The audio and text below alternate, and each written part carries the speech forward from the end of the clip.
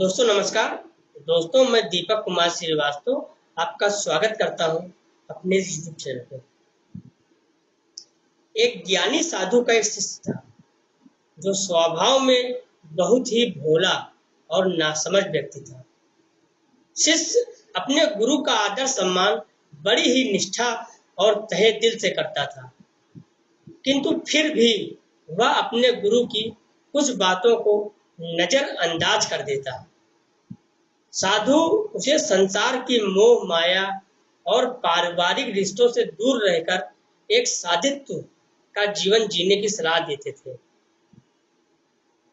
जो शिष्य को कतई मंजूर नहीं था। वह परिवार से दूर नहीं रह सकता था और अपने गुरु की भक्ति भी नहीं छोड़ना चाहता था। वह गुरु भक्ति और पारिवारिक रिश्तों में कोई भेद नहीं रखना चाहता था। एक दिन वह अचानक अपने गुरु के पास आश्रम में आया और बोला, गुरुजी मेरा रिश्ता पक्का हो गया है।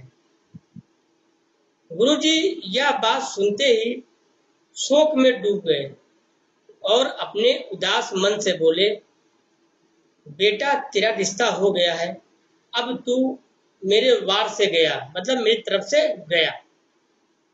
शिष्य अपने स्वभाव से थोड़ा भोला और नासमझ था।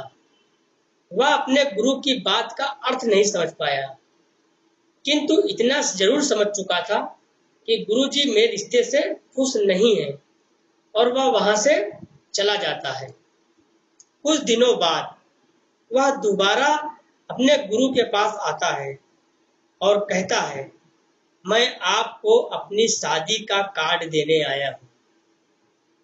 गुरुजी ने फिर वैसा ही जवाब दिया और बोले, बेटा अब तू तेरे परिवार से भी गया। उसने अपने गुरुजी के इस कथन का भी कोई जवाब नहीं दिया।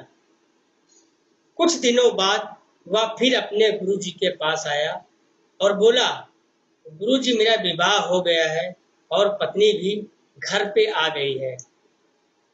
गुरुजी ने तीसरी बार भी एक वैसा ही कथन बोला, बेटा अब तू इस दुनिया से भी गया।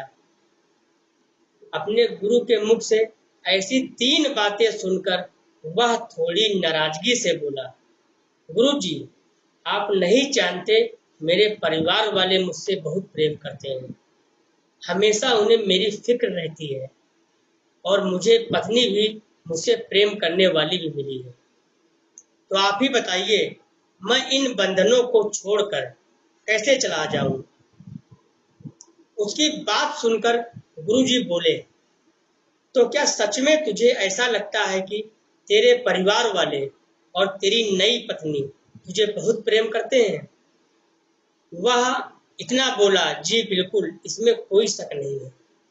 गुरुजी तो ठीक है, मैं तेरे परिवार वालों की एक परीक्षा लेना चाहता हूँ और जिससे सिद्ध हो जाएगा कि वे तुझे कितना प्रेम करते हैं। इसके लिए तुझे एक काम करना होगा। शिष्य बोला, जी अवश्य बताइए क्या काम है। फिर गुरुजी ने अपने शिष्यों के साथ मिलकर एक योजना बनाई जिससे सिद्ध हो जाएगा सत्य क्या है। गुरुजी एक काम कर, आज तू घर जा और अचानक पेट दर्द का बहाना करके जमीन पे गिर जा और जोर जोर से चिल्लाने लग जा ताकि तेरी आवाज सुनकर सभी वहां पे एकत्रित हो जाए। फिर तेरे घर वाले डॉक्टर बुलाएंगे। उसकी दवाई लेने के बाद तुझे कहना है कि मेरे पेट में दर्द बढ़ता ही जा रहा है, मेरे गुरुजी को बुला दो, वो मुझे ठीक कर सकते हैं, नहीं तो मैं मर जाऊंगा। और जैसे ही मैं वहां पहुंचता हूं तू मरने का बहाना कर देना। अपने गुरु की पूरी योजना सुनने के बाद शिष्य ने कहा, ठीक है गुरुजी, आज देखते हैं किसके वचनों में सत्य है, सच्चाई है। वह अपने घर पहुंचता है और अपने गुरुजी के अनुसार पेट दर्द का बहाना कर जमीन पर गिर जाता है।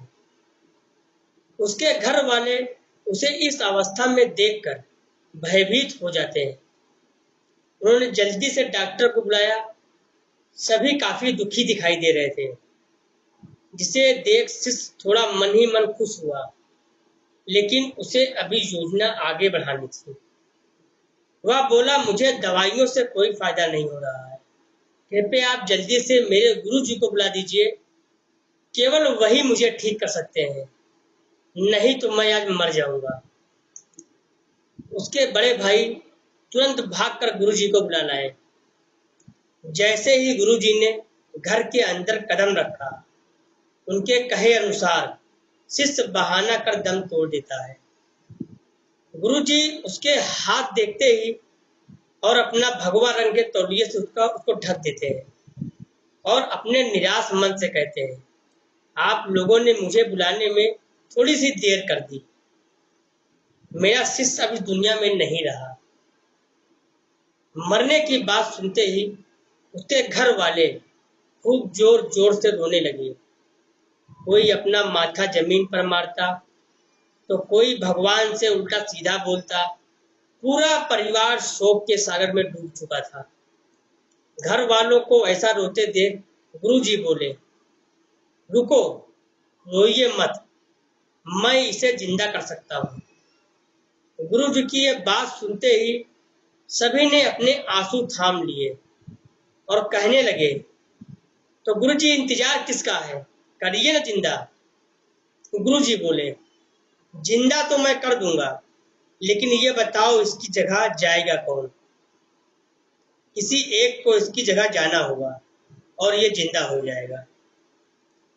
सभी घर वाले गहन चिंतन में फंस गए। सभी ने एकदम चुप्पी साध ली।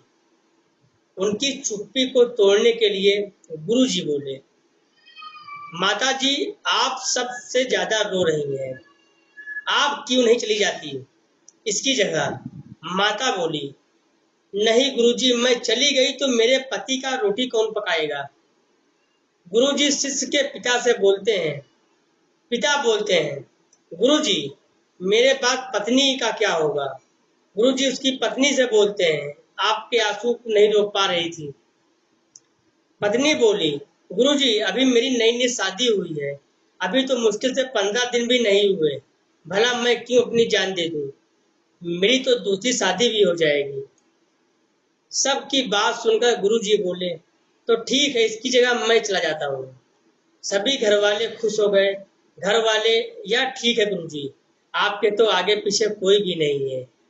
गुरुजी बोले, तो ठीक है, मेरा कुछ सामान लाओ, 1 किलो दूध, 3 बाजरे की रोटी, 1 पाव देसी घी। घर वालों ने सभी सामग्री लाकर गुरुजी को दे दी। उन्होंने रोटी दूध में मोरी मलाई और उसमें घी डालकर बोले, अब मैं यहाँ यह पीऊंगा और मेरे पीते ही मेरी आत्मा इसके अंदर चली जाएगी।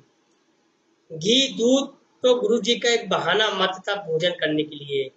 जैसे ही गुरुजी ने इसे पीकर खत्म किया, शिष्य का हाथ पकड़कर बोले, खड़ा हो जा। शिष्य जो पहले से ही जिंदा था, मरने का तो केवल बहाना था, खड़ा होकर बैठ गया। उसके घर वाले उसे जिंदा होते देखकर काफी खुश हुए, लेकिन अपने परिवार की नकली खुशी देखकर वह एक गहरे दुख में डूब गया।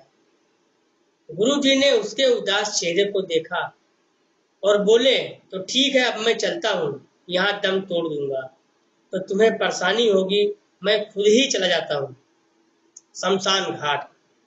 गुरुजी जैसे ही जाने के लिए आगे बढ़े, शिष्य ने उनके पैर पकड़ लिए और बोला, कहाँ जा रहे हो गुरुजी, अपने भोले और नासमझ भक्त को अपने साथ नहीं लेकर जाओगे। तब से शिष्य ने सांसारिक मोह माया और पारिवारिक रिश्तों से अपने सारे बंधन तोड़ लिए और अपने गुरुजी के साथ दूर रहने का निश्चय कर लिया और उनकी कृपा से अपने अंतर ध्यान के लिए नाम शब्द हासिल